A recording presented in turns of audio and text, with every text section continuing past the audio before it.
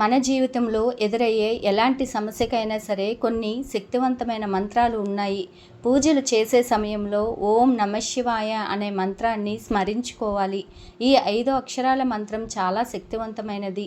ఈ మంత్రం జపిస్తూ పూజ చేస్తే శివుని ఆశీస్సులు పొందవచ్చు.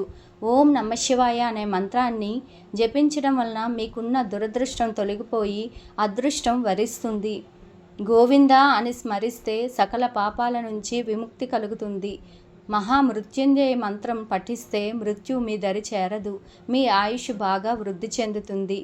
ఎలాంటి వ్యాధులు రాకుండా ఆరోగ్యంగా ఉంటారు. ఓం గౌరీ శంకరాయ నమః ఈ మంత్రాన్ని కనీసం రోజు 3 సార్లు చదవండి. ఈ మంత్రం చదవడం ద్వారా మీకు అంతా మంచే జరుగుతుంది. ఇక విపరీతమైన డబ్బు సమస్యలతో బాధపడుతున్న వారు ఇంట్లో పూజ చేసేటప్పుడు కొబ్బరి నూనెతో దీపారాధన చేయండి. దీనివలన మీ ఇంటి సంపద బాగా పెరుగుతుంది. ఇంట్లో పూజ చేసేటప్పుడు దేవునికి నైవేద్యంగా ఒక బెల్లం ముక్కను నివేదించినా సరిపోతుంది. అలాగే పూజ చేసేటప్పుడు ఓం నమో భగవతే వాసుదేవాయ నమః అనే మంత్రాన్ని చదవండి. పూజలో ఈ మంత్రాన్ని జపిస్తే విష్ణుదేవుని అనుగ్రహం వలన మీ ఇంటికి రాజయోగం వరిస్తుంది. అలాగే ఎన్ని పూజలు చేసినా పరిహారాలు చేసినా మీ కోరికలు తీరడం లేదని అనుకునేవారు లక్ష్మీదేవి బీజమంత్రాన్ని జపించండి. మీ జీవితంలో ఎన్నో అద్భుతాలు జరుగుతాయి. ఆ మంత్రం ఏమిటంటే ఐం క్లీం స్వాహ. ఈ మంత్రాన్ని రోజు 11 సార్లు జపించాలి. ఇలా చేయడం వలన మీ సమస్యలకు పరిష్కారం దొరుకుతుంది. ఏదో ఒక రూపంలో మీ సమస్య ఖచ్చితంగా తొలగిపోతుంది. అన్నిటికన్నా ఈ మంత్రం చాలా శక్తివంతమైనది. ఉదయం నిద్రలేచిన వెంటనే మన అరచేతులను చూసుకోవాలి. మన అరచేతిలోనే లక్ష్మీదేవి కొలువై ఉంటుంది. కాబట్టి ఉదయం నిద్రలేచిన తర్వాత అరచేతులను చూస్తూ ఈ మంత్రం ఖచ్చితంగా జపించండి. ఆ మంత్రం ఏమిటంటే కరాగ్రే వసతే లక్ష్మి, కరమధ్యే సరస్వతి, కరమూలేతు గోవిందః ప్రభాతే. కరదర్శనం.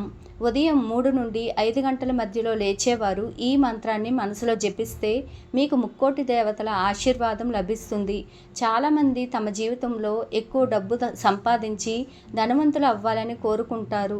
అలాంటి వారు ప్రతి శుక్రవారం రోజున తులసి మొక్కను ముట్టుకుంటే చాలు. మీ దరిద్రం అంతా తొలగిపోయి మీకు తరతరాలకు తరగని ఐశ్వర్యం లభిస్తుంది. అలాగే ప్రతిరోజు స్నానం చేసిన తర్వాత ఒక శక్తివంతమైన అమ్మవారి బీజమంత్రాన్ని జపిస్తే మీ జీవితంలో ఉన్న కష్టాలన్నీ తొలగిపోతాయి. ఆ మంత్రం ఏమిటంటే ఐం హ్రీం శ్రీం అష్టలక్ష్మి హ్రీం సిద్ధయే. ఈ మంత్రాన్ని కనీసం రోజు 108 సార్లు జపించండి. మీకు ఎల్లప్పుడూ మంచి జరుగుతుంది. అమావాస్య రోజున కానీ పౌర్ణమి నాడు కానీ కాలికి నల్లదారం కట్టుకోవడం వలన నరుల నుంచి వచ్చే చెడు దృష్టి నుంచి ఈ దారం మనల్ని రక్షిస్తుందని పండితులు చెబుతున్నారు. నల్లదారాన్ని కట్టుకునే ముందు దారానికి తప్పనిసరిగా 9 ముడులను వేయాలి.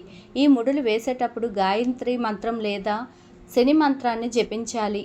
ఈ విధంగా నల్లదారం ధరించడం వలన మీకు అంతా మంచే జరుగుతుంది. శ్రీరామ శరణం నమః అనే మంత్రాన్ని రోజు జపిస్తే మీకున్న అనారోగ్య సమస్యలన్నీ తొలగిపోయి రాముని ఆశీర్వాదం వలన పూర్తి ఆరోగ్యవంతులు అవుతారు. శ్రీరామచంద్ర నమః అనే మంత్రాన్ని జపిస్తే మీకు ఉన్న డబ్బు సమస్యలన్నీ తొలగిపోయి ఈ సంవత్సరం అంతా డబ్బు కష్టాలు లేకుండా అష్టైశ్వర్యాలతో జీవిస్తారు. ముఖ్యంగా శుక్రవారం రోజున గాయత్రి మంత్రాన్ని జపించాలి. శుక్రవారం ఎవరైతే గాయత్రి మంత్రం చెప్పిస్తారో అలాంటి వారికి అదృష్టం వరిస్తుంది. తమ జీవితంలో కష్టాలే ఉండవు. అలాగే శుక్రవారం నాడు ఓం లక్ష్మీదేవియే నమః అనే మంత్రాన్ని జపిస్తే లక్ష్మీదేవి అనుగ్రహం వలన మీ ఇంటికి డబ్బు వస్తూనే ఉంటుంది. మనం తెలియక చేసిన పాపాలన్నీ తొలగిపోవాలంటే ఏదైనా ఒక దేవాలయంలో కనీసం 108 ప్రదక్షిణలు చేయండి.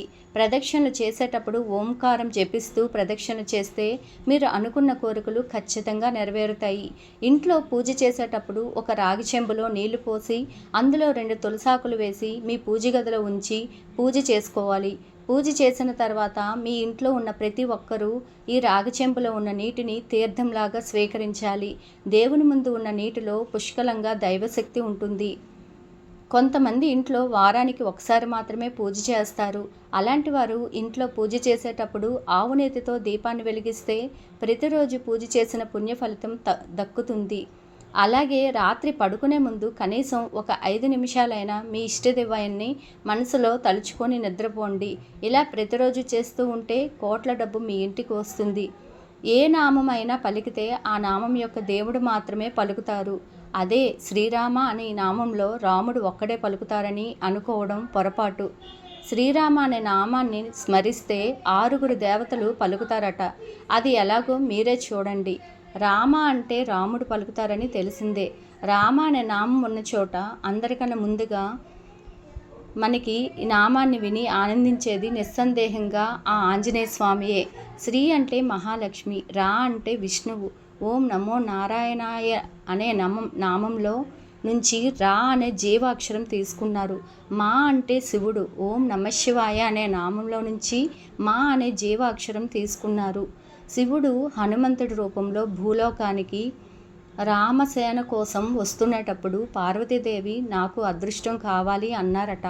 అప్పుడు శివుడు ఇలా అన్నారు, ఈ అవతారంలో హనుమంతుడు బ్రహ్మచర్యాన్ని పాటిస్తాడు కనుక నిన్ను తీసుకెళ్లడం కుదరదని చెబితే అప్పుడు పార్వతీదేవి అయితే నేను మీ తోక రూపంలో వస్తాను అని హనుమంతుడి తోకలో ప్రవేశించిందంట. మరి రామ అన్నటప్పుడు హనుమంతుడు వచ్చినప్పుడు శివుడితో పాటు పార్వతీదేవి కూడా వస్తుంది కదా. రాముడు, హనుమంతుడు, లక్ష్మి, విష్ణువు, శివుడు, పార్వతి ఒక్క నామం పలికితే 6 దేవతలు వచ్చి ఆశీర్వదించగలరని గమనించండి. శ్రీరామ శ్రీరామ అని అంటూనే ఉందాము. మన ఈ మానవ జన్మను తరించుదాం. జై శ్రీరామ్. ఈ వీడియో కనుక నచ్చినట్లయితే లైక్ చేయండి, షేర్ చేయండి. అలాగే మరెన్నో తెలియని విషయాలు తెలుసుకోవాలంటే నా ఛానల్ సబ్స్క్రైబ్ చేసుకోండి. Please subscribe.